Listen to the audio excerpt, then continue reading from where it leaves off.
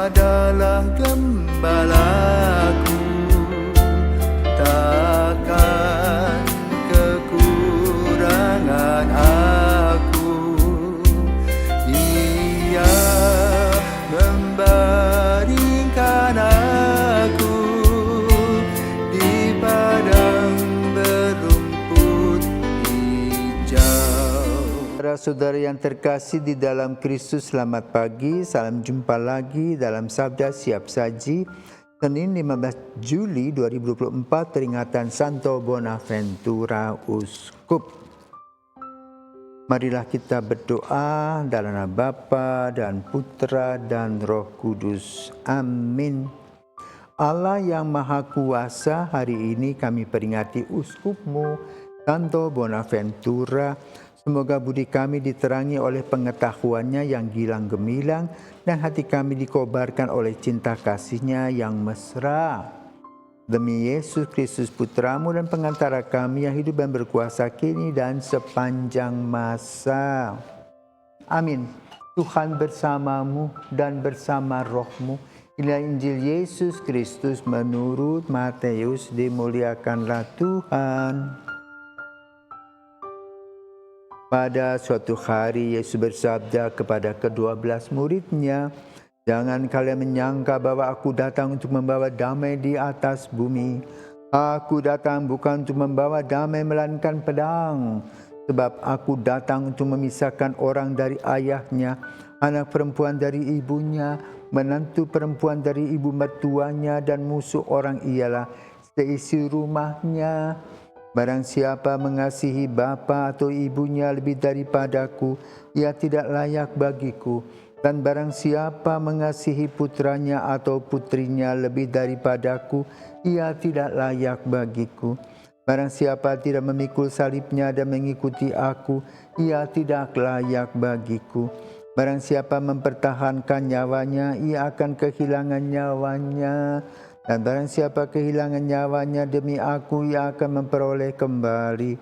Barang siapa menyambut kalian, ia menyambut aku. Dan barang siapa menyambut aku, ia menyambut Dia yang mengutus aku.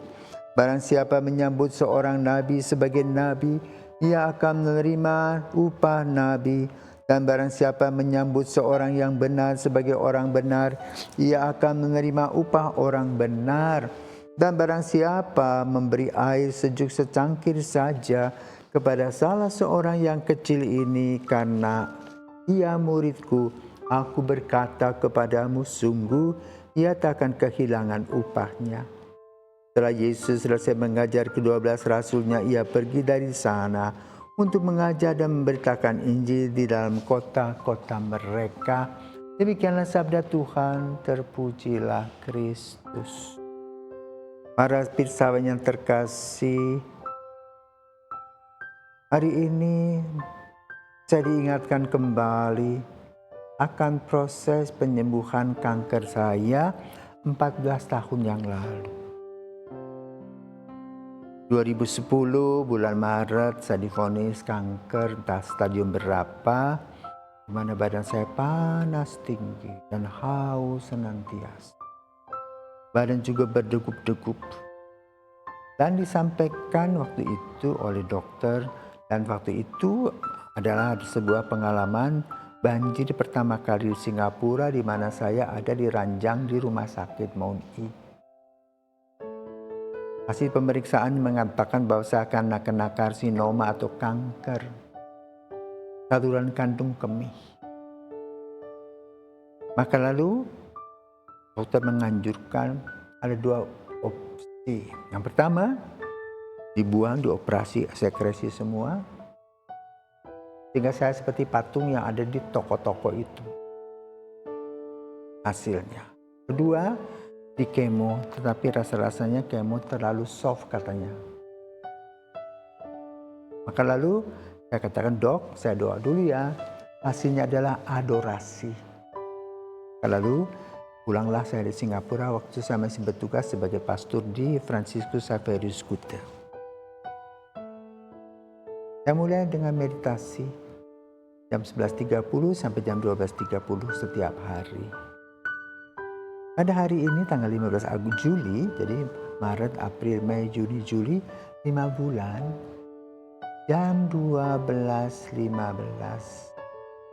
Ketika saya masih menutup mata, masih meditasi di ruang adorasi abadi itu, saya melihat sebuah tangan seperti ini dengan tangan yang bolong, tapi bukan di telapaknya, di sininya. Lalu saya pulang jam 12.30, pergi ke toilet, ternyata pendarahan luar biasa, hanya sayang tidak foto. Saya berpikir itu metastasis.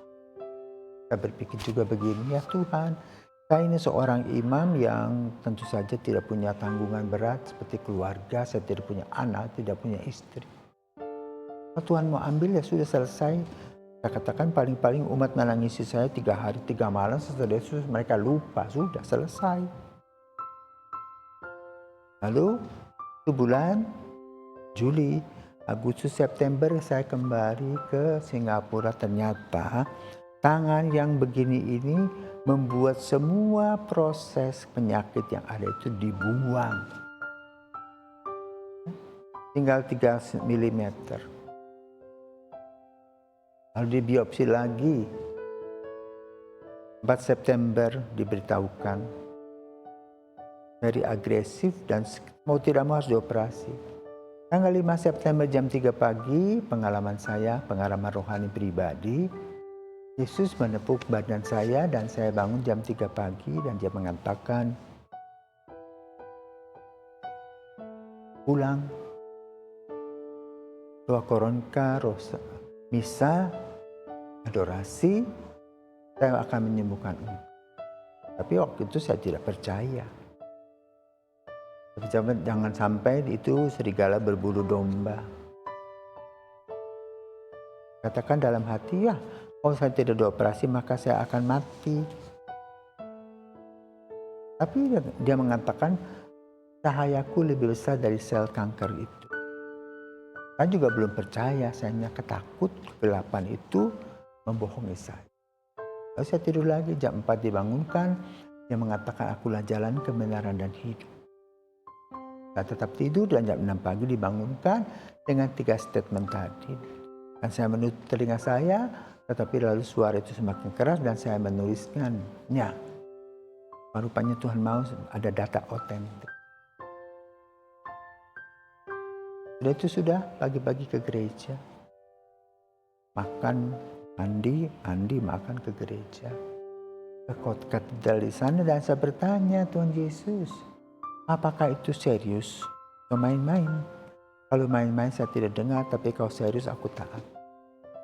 Apa yang terjadi? Patung Yesus di salib itu bergerak.